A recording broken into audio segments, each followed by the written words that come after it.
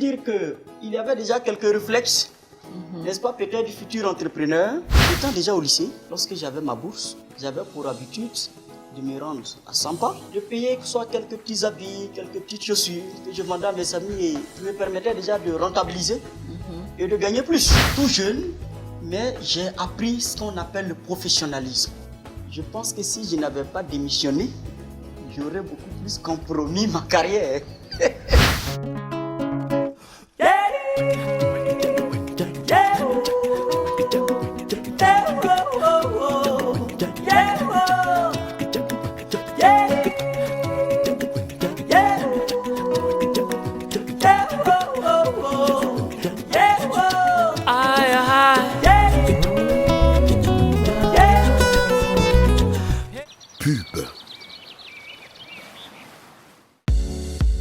Hôtel Le Nouveau Cottage à Gagnoa. En plein cœur du centre-ville de Gagnoa, Le Nouveau Cottage est un complexe hôtelier d'une capacité de 30 chambres climatisées, avec le Wi-Fi et tout le confort des plus grands hôtels. Une salle de conférence de plus de 50 places pour vos séminaires de formation. Un bar nightclub et un restaurant de plus de 150 couverts pour vos mariages et manifestations. L'hôtel Le Nouveau Cottage, c'est la référence à Gagnoa. Réservé dès maintenant. Mesdames et messieurs, bonsoir. C'est toujours un plaisir pour nous de vous retrouver pour ce nouveau numéro de Leitmotiv, votre émission d'inspiration et de motivation. Nous recevons pour vous un jeune chef d'entreprise, prix d'excellence 2014 et 2015 de la meilleure PME et dont le parcours, je suis sûre, pourra édifier tous les jeunes entrepreneurs qui nous suivent. Monsieur Bon-Olivier Kwaku, bonsoir. Bonsoir madame. Merci de nous recevoir dans vos bureaux. C'est un plaisir. Vous êtes le PDG d'HyperAccess, un grand groupe qui évolue dans le secteur des télécoms et des NTIC. Alors, monsieur Bon, après votre démission, vous commencez à constituer votre équipe. Vous avez démarré avec combien de personnes à vos côtés et quels étaient les moyens dont vous disposiez? Alors, je peux dire que c'est des moyens de tout débutant. Les moyens, c'est les économies. Les moyens, c'est ce que les associés qui sont avec vous apportent, mais pas de grands moyens. Parce que lorsqu'on parle de moyens de début, c'est que peut-être vous avez trouvé un grand investisseur qui croit en vous et qui émet de l'argent. Je ne peux pas dire que c'est vraiment le cas. C'est des moyens de tout débutant, donc réunis par quelques associés.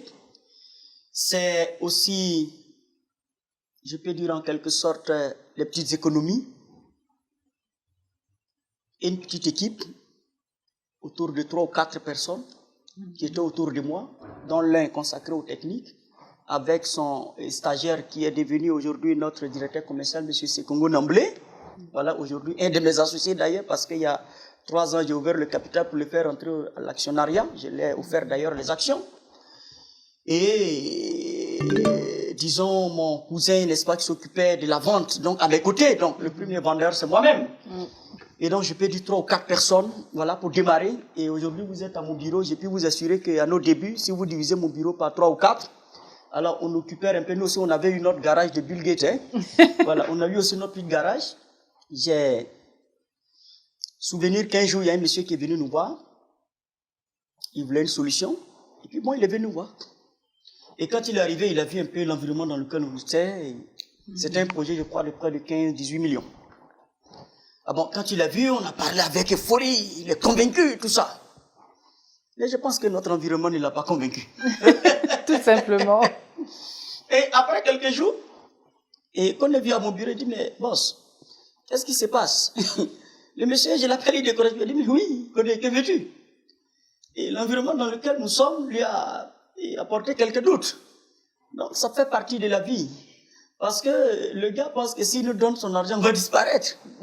Mais je crois qu'un jour, il reviendra. Il reviendra. Peut-être qu'il ne réalisera pas que c'est nous. Donc, accepte de perdre. Pourquoi? Parce qu'on a douté de toi. Et ça fait partie de la vie. Comme quoi, dans le monde des affaires, l'habit fait le moine. Ah ben oui, je peux le dire. Mais en même temps que l'habit fait le moine, il faut que le moine aussi ait l'intérieur d'un vrai moine. Vous voyez? Parce qu'il ne s'agit pas seulement de porter les habits. Ce qui est exceptionnel dans le monde des affaires où l'habit peut faire le moine, c'est que peut-être que vous pouvez faire le moine pour une journée, mais peut-être pas pour longtemps. Si vous trompez vos clients, et que vous n'avez pas la capacité de ce que vous promotez sur le marché, vous allez disparaître. Oui. Et je pense que ce ne sera pas seulement les habits qui vont se consumer, mais c'est vous-même qui risquez d'être consumé. Oui, parce que la vérité remonte toujours à la surface. Donc, je crois autant que l'habit fasse le monde, parce qu'on appelle ça l'image, on appelle ça le marketing, on appelle ça la publicité. Cela est important, il ne faut pas le négliger. D'ailleurs, c'est l'un des instruments puissants du succès, il ne faut pas l'oublier. Et en même temps, je pense qu'à l'intérieur, il faut avoir du solide et du répondant. Lorsqu'on vous confiera des marchés, il faut qu'en face, vous soyez capable d'avoir la technicité, la compétence de l'exécuter. C'est un autre défi. Alors, j'imagine qu'à cette époque, les difficultés financières ne manquaient pas. Quels ont été les moments les plus difficiles pour vous? Vous avez peut-être une anecdote? Mais oui, j'ai une anecdote, madame. Et je pense que j'en ai plusieurs, mais je ne vais pas m'éterniser sur ça. Je me souviens un jour, j'ai reçu un appel téléphonique. Monsieur Bon, vous avez émis un chèque, il manque 5 000. Si vous ne déposez pas les 5 000, je crois que c'est un chèque de quoi? De 40 000. Si vous ne déposez pas les 5 000, ça revient impayé. Waouh! Ça m'a quand même marqué. Qu'une banque ne soit pas capable de valider un chèque de 40 000 à cause de 5 000 francs. Ce jour-là, j'ai eu les larmes aux yeux lorsque je suis rentré dans ma chambre. C'est la première fois lorsque j'ai commencé et Hyper Access que j'ai pleuré. J'ai dit, waouh! Alors, on peut douter à ce point d'un jeune Africain et de surcroît dans une banque africaine, Dieu du ciel. Ça m'a choqué. Mais en même temps, ça m'a fait prendre conscience d'une réalité. Les Africains ne se font pas assez confiance. Même s'il y a des raisons de douter des Africains, je vais dire une chose. Et ça, je regarde droit. Chaque Africain qui me regarde là, devant cette caméra. Cessons de faire croire que les Africains ne sont pas dignes de confiance. Cessons de sortir des stéréotypes et de croire que les Africains ne sont pas capables qu'on leur confie des milliards et qu'ils les gèrent de façon efficiente.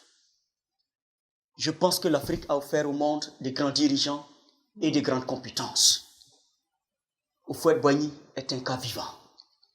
Aujourd'hui, le président actuel de la Côte d'Ivoire, qui a dirigé de hautes institutions bancaires internationales, est un cas éloquent. Nelson Mandela est le symbole même de la grandeur de l'esprit de l'Afrique. Il est temps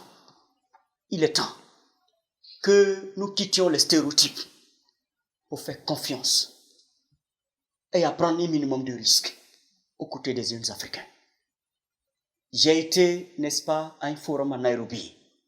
J'ai vu ces jeunes Africains qui étaient venus pour des questions liées à l'entrepreneuriat et au financement des PME. J'ai vu sur leurs yeux la lumière et l'espoir qu'une Afrique nouvelle est en train de naître. Et aujourd'hui, cet espoir est d'autant plus vrai que l'État de Côte d'Ivoire a même institué un ministère et dénommé ministère de l'entrepreneuriat national pour valoriser en quelque sorte les initiatives privées nationales. Il est temps que nous sachions perdre un peu pour nos frères en cessant par moments de les humilier.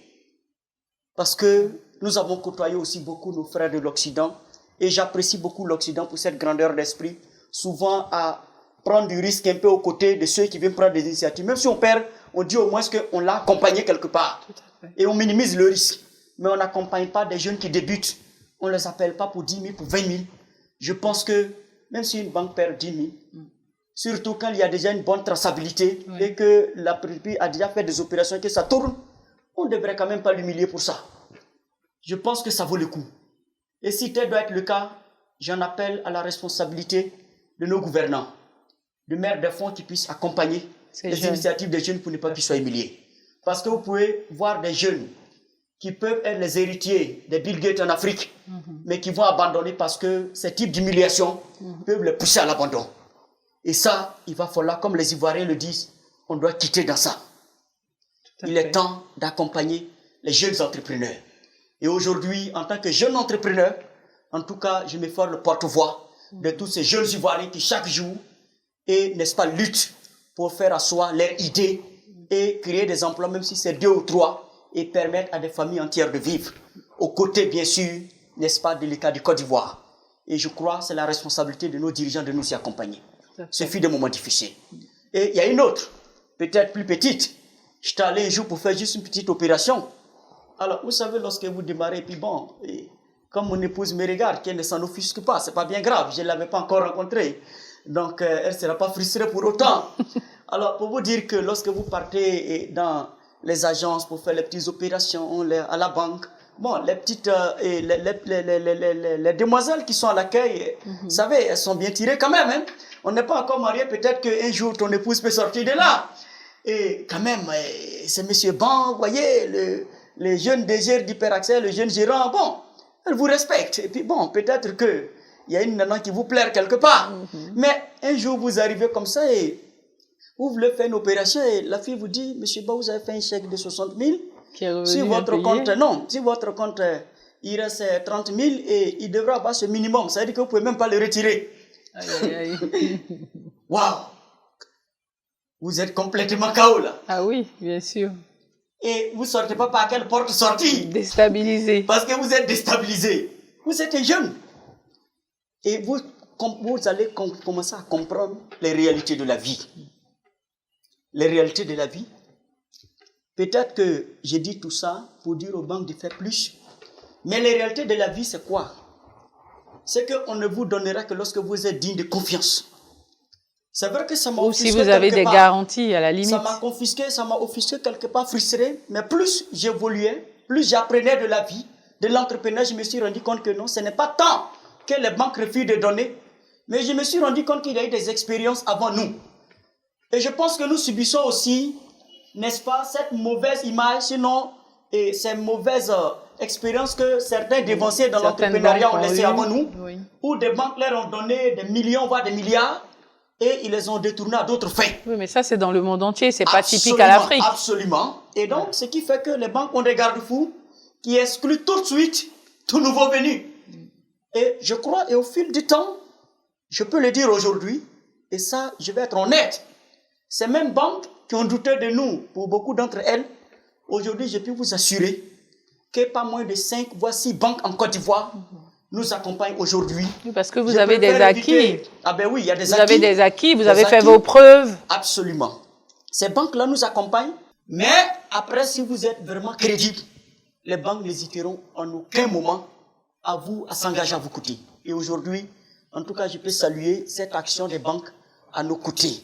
Parce que beaucoup de banques prennent de lourds risques à nos côtés sur de grands projets. Non, mais ça commence à changer un peu, Absolument. je pense. Avant, nous avions beaucoup plus des banques de dépôt. Tout à fait. Aujourd'hui, je pense qu'avec l'évolution des choses, Tout à fait. ça commence à changer tout Absolument. doucement. Absolument. Pub. En tant que chef d'entreprise, il est important pour nous de communiquer avec nos clients, quel que soit l'opérateur téléphonique, mais surtout à moins de coûts. Hyperaccess System, un acteur majeur dans les télécoms en Côte d'Ivoire et dans la sous-région, vous propose des services innovants. Optimisation de la facturation téléphonique, application SMS, téléphonie IP, optimisation du réseau des opérateurs téléphoniques, sécurité des infrastructures mobiles et immobiles. N'attendez plus, faites comme moi, adoptez les solutions Hyperaccess. Allô, monsieur Kwame? Hyperaccess, le monde vous appartient. Pub. De retour avec notre invité, Monsieur Ban-Olivier Kwaku, PDG de Hyperaccess, un homme dont la volonté de réussir et la persévérance sont à tout égard des exemples pour tout jeune entrepreneur.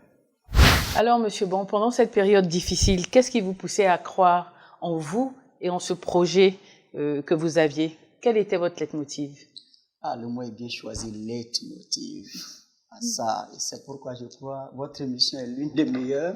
Merci. Et donc je salue, n'est-ce pas, la venue, n'est-ce pas, sur nos écrans. Merci beaucoup. Et je voudrais au passage, n'est-ce pas, encourager, n'est-ce pas, les dirigeants de la RTI qui ont accepté cette diffusion, n'est-ce pas, cette émission, à pouvoir continuer à la promouvoir, parce que je crois que ça nous donne un cadre énorme pour nous adresser, n'est-ce pas, à nos jeunes frères, n'est-ce pas, qui veulent marcher dans nos traces. Leitmotiv. Comme je l'ai dit, le mot, il est tout trouvé. Je crois, on s'engage par un leitmotiv. on s'engage par une vision. Et cette vision, généralement, elle est plus forte que n'importe quel feu extérieur. J'ai toujours dit que l'entrepreneuriat est comme un champ de bataille. Sur un champ de bataille sont engagés des soldats, lesquels soldats doivent honorer ce qu'on appelle un drapeau, un pays et protéger des citoyens et des institutions. C'est un peu cette image que je voudrais donner pour que les jeunes comprennent que le vocable entrepreneuriat, qu'est-ce qu'il renferme au juste? Parce que si on ne comprend pas ce que entrepreneuriat veut dire, entreprendre. Vous entrez et vous devez prendre. Non, c'est important à signifier, à comprendre. Mais on entre où pour prendre quoi? On entre où pour prendre quoi? Et à quel prix? Et pour quelle raison? Moi, j'étais déjà convaincu, comme je l'ai dit au début, que de par ma modeste vie, je pouvais, n'est-ce pas, répondre à cette idée-là, celle d'accompagner les entreprises dans le domaine des TIC, n'est-ce pas, les technologies, et les aider à réaliser les bons investissements et à économiser. C'est important. Parce que je me dis que les économies qu'ils font vont leur permettre aussi de créer de nouveaux emplois chez eux. Non seulement moi j'en crée, mais si je leur permets de faire des économies, ils en créent. Donc, de par mon entremise, vous voyez, d'autres emplois sont créés de façon indirecte. Exactement. Donc, j'en étais convaincu. Pour moi, même si l'idée de départ venait à échouer comme telle, il fallait poursuivre toujours dans la marge de l'entrepreneuriat, tout en adaptant les idées. Parce que ce qui est exceptionnel dans l'entrepreneuriat, c'est que, en réalité, c'est une boîte à idées. Dès qu'on s'engage dans l'entrepreneuriat, c'est qu'on est devenu un dépôt d'idées. Et on saisit des opportunités qu'on arrive à transformer, n'est-ce pas, en solutions, en services, en produits. Pour les mettre en pratique. Absolument, de façon réelle. Et donc, je me dis, et comme mon histoire de village, vous savez, je reviens là-dessus, c'est important. Mon histoire de village est quoi? Lorsque vous partez au champ et que vous faites les buts, et comme je suis d'une zone où on produit beaucoup l'igname, donc de Bondoukou, tout le monde connaît l'igname de Bondoukou. D'ailleurs, me réclament beaucoup l'igname de Bondoukou. Et donc, je salue d'ailleurs, en tout cas, je rends hommage à mes parents de Bondoukou au passage. Hein, n'est-ce pas, donc, disons, toute la Côte d'Ivoire dans son ensemble qui aime bien, n'est-ce pas, l'igname de Bondoukou. Tout à fait. Alors, il arrive par moment que, c'est vrai, le paysan, il a sémé, mais il n'a pas plu. Et sa récolte n'a pas été bonne. Mais ce qui est curieux, c'est qu'il n'en meurt pas tout de même. Il continue à vivre. Soit c'est des cueillettes, soit c'est d'autres types de nourriture, soit c'est le manioc, soit c'est la banane. Mais quoi qu'il en soit, la nourriture principale peut connaître des difficultés, parce qu'il n'a pas plu, parce qu'il y a la sécheresse. Mais quand même, cela ne l'empêche pas, la saison prochaine, de continuer à toujours s'aimer l'igname. Et donc, cette formation d'enfance où j'ai vu mes parents, mes grands-parents, n'est-ce pas, répéter toujours, n'est-ce pas, revenir à la charge, chaque année se battre pour perpétuer, n'est-ce pas, la production de l'igname et donc, n'est-ce pas, cette culture culinaire chez nous. Vous voyez, cette denrée chez nous, ça m'a donné aussi notre position, une façon de comprendre la vie. Il y a ce qu'on appelle, dans l'entrepreneuriat, le principe de la persévérance. Tout à fait. Généralement, ceux qui entreprennent sont pressés d'obtenir des résultats.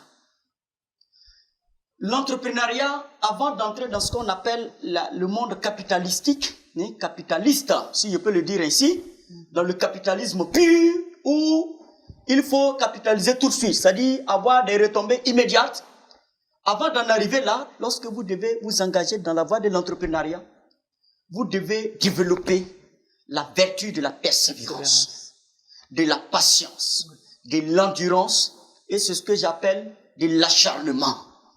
Il faut être quelqu'un qui insiste. Il faut être quelqu'un qui revient à la charge. Et j'ai fait aussi un constat. Je suis à Caen. En bon à Caen, dans mon éducation, on m'a toujours dit, on ne demande pas les choses aux grandes personnes. Donc, cette culture aussi, quelque part, à faire en sorte, et c'est bien, et un enfant qui demande quelque part, c'est une sorte de mauvaise éducation. Mais, écoutez, quelque part, il est écrit, demandez, vous recevrez. Je me rends compte qu'aussi, dans l'entrepreneuriat, c'est une question de demander avec insistance. Tout à fait. Même si aujourd'hui, le prospect ne vous a pas pris au téléphone, bon, 2 jours après, peut-être que c'est parce que l'interlocuteur que vous avez appelé dans l'entreprise là, Parce que vous aurez insisté. peut-être qu'il a mal dormi hier. Et si sa femme l'a puni, pourquoi voulez-vous qu'il vous dise bonjour? Ou bien s'il vient par exemple d'avoir quelques couacs avec sa hiérarchie, il n'est pas dans les dispositions de te dire bonjour. Ou alors peut-être que ce que tu es en train de lui dire au téléphone, la solution que tu lui vends, il y a une autre entreprise là-bas qui satisfait tellement ses besoins qu'il ne veut même plus en entendre parler d'une autre. Donc, dans le cas tu dis non, je viens vers vous pour vendre cette technologie, non, monsieur, nous, on n'en a pas besoin.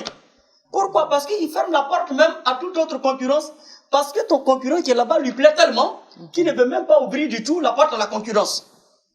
Mais, sait-on jamais? Le concurrent qui est là aujourd'hui peut le décevoir demain. Tout à fait. C'est comme plusieurs personnes qui draguent une fille. J'aime prendre l'image des femmes, puisque j'ai grandi dans le milieu, et avec ma grand-mère et beaucoup de mes tantes. Vous savez, une fille, plusieurs hommes peuvent la draguer. Mais comment se fait-il que son cœur bascule, n'est-ce pas, pour un? Il y a eu un signe distinctif quelque part. Il a juste su être différent. Il a su toucher quelque chose. Et je crois l'entrepreneuriat et le monde des affaires, c'est pareil. Il faut créer la différence. Un entrepreneur est un grand dragueur, mais il drague par ses qualités et par ses qualités distinctives. Je crois que c'est ce que nous avons su développer pour continuer à nous battre jusqu'à ce que adviennent les premiers marchés. Et que la persévérance paye. Absolument. Alors, quelque temps après, votre persévérance va payer puisque vous obtiendrez votre premier marché avec une des plus grandes entreprises du pays. Oui. Mais pour autant, rien n'est gagné d'avance. Puisque vous n'aviez pas de fonds pour démarrer le contrat, racontez-nous cet épisode de votre vie. Oh là là.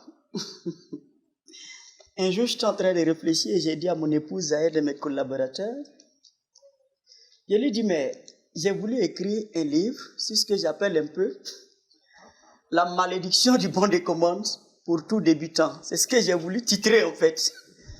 Pourquoi? C'est vrai, ça a l'air de choquer. Nous avons tous connu ça.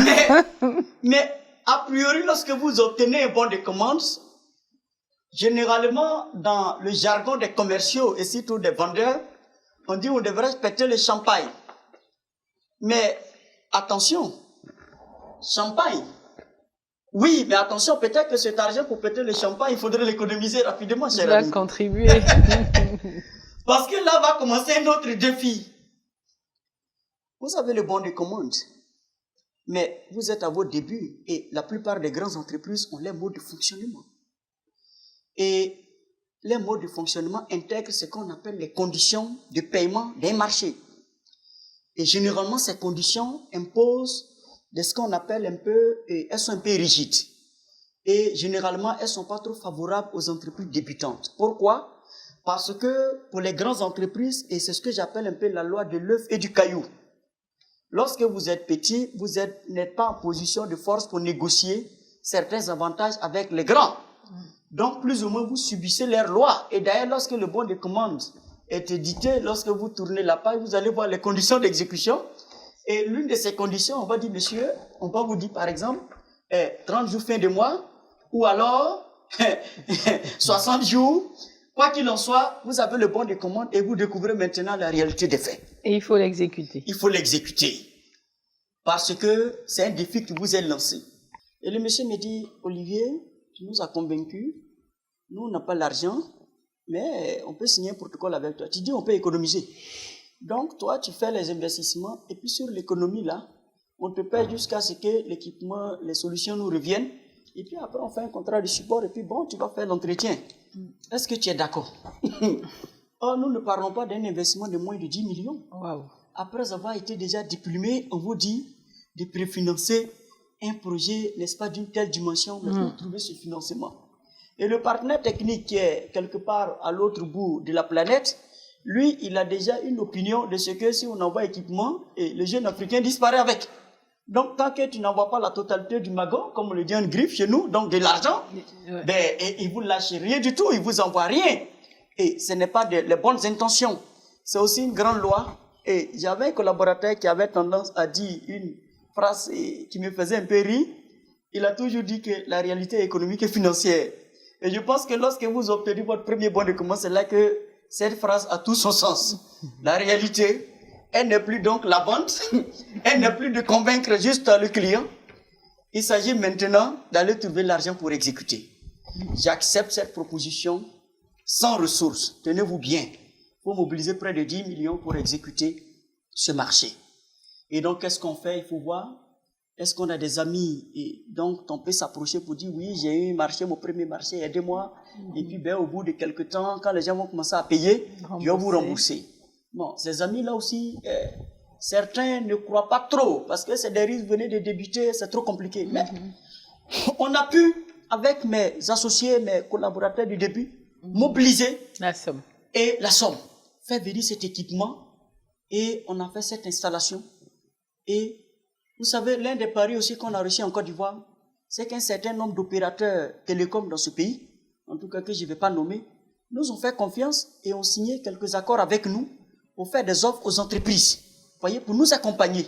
C'est pourquoi je dis, quand tu as ton idée, non seulement tu fais l'étude, mais il faut savoir mettre un écosystème de partenariat stratégique. C'est important parce que vous ne savez pas tout faire. Il y a certaines personnes qui savent intervenir sur un certain nombre de composantes que vous devez avoir à vos côtés. Donc, il faut mener toutes ces démarches pour vous assurer que, en tout cas, vous opérez dans un environnement sain. Malheureusement, Monsieur Ban, Olivier, le temps qui nous est imparti touche à sa fin. Nous donnons rendez-vous à nos téléspectateurs la semaine prochaine pour la suite et fin de notre émission qui vous est consacrée. Que Dieu nous garde. La semaine prochaine dans Leitmotiv. Depuis que j'ai eu mon idée, j'étais déjà convaincu de sa viabilité et de sa fiabilité. Après, c'est une question de résultats tangibles. Oui, après, il faut convaincre. Moi, je dis toujours que la crédibilité d'un message, c'est d'abord la crédibilité du messager. Vous pouvez avoir le plus grand message de la terre. Mais si vous-même, vous n'êtes pas crédible, personne ne vous suivra.